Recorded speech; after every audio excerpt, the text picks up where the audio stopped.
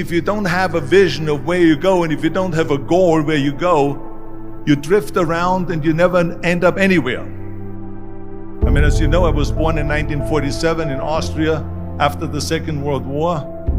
So I was very fortunate that I stumbled onto my vision. And I didn't really like Austria when I grew up. I couldn't wait to get out of there. I couldn't see myself becoming a farmer or a worker in a factory or anything like that. Even though my parents wanted me to stay there and have a normal life. But that was their vision, not mine. My vision was totally different. I felt that I was born for something special, for something unique, for something big. Then one day I went to school. I remember I was 11 years old, and they showed a documentary about America. And there they showed in this documentary the huge skyscrapers, the high-rises, the huge bridges, the 6-lane freeways, and all of this stuff. And I said to myself, that's where I want to be. I don't want to be around here with these little farmhouses and these little buildings. I want to be in America. One day after school, I walked by a store in Graz. So I went inside and I looked around, and then I saw a magazine. I saw a bodybuilding magazine that had Reg Park on the cover. Reg Park was then a 3-time Mr. Universe. And I saw him on the big screen as Hercules. I read that and I said to myself, wow, this is the blueprint for my life. This is exactly what I want to do. I want to become a bodybuilding champion just like Reg Park. I want to get into movies just like Reg Park. And I want to make millions of dollars and be rich and famous just like Reg Park. Do you know how great it felt that I knew where I was going? Imagine the majority of people don't know where they're going. I knew where I was going, that I'm going to become this bodybuilding champion just like him. So it was just a question of how do you do it? I was so relieved, because when you have a goal, when you have a vision, everything becomes easy.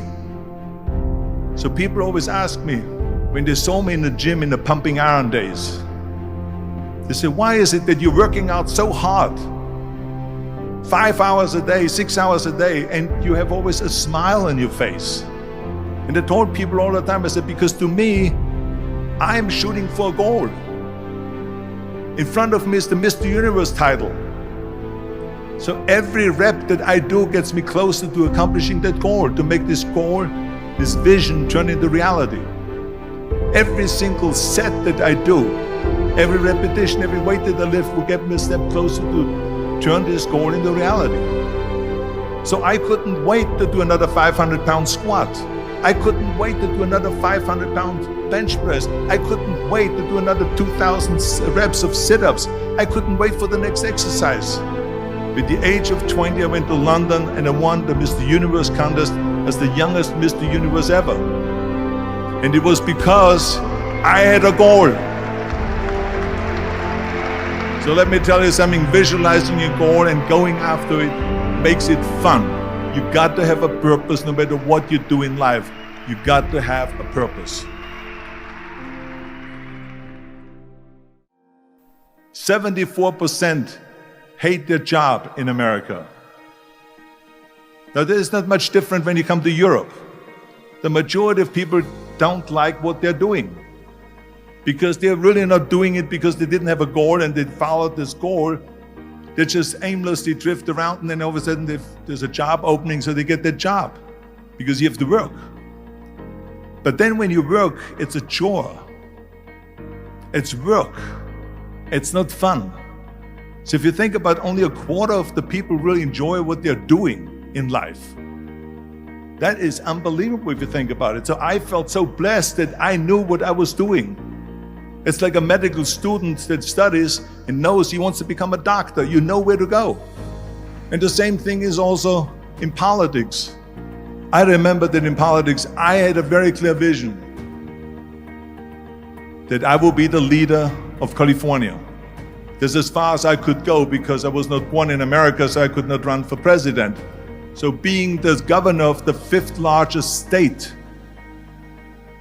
I should say the largest state, the fifth largest economy in the world, was for me really the ultimate title, the ultimate accomplishment in politics. So even though people came up to me and says, why don't you go and run for something smaller, you're never gonna make it. I ran for governor, and then 2 months later I became governor of the state of California. Again, because I had a very clear vision what I'm gonna do with California.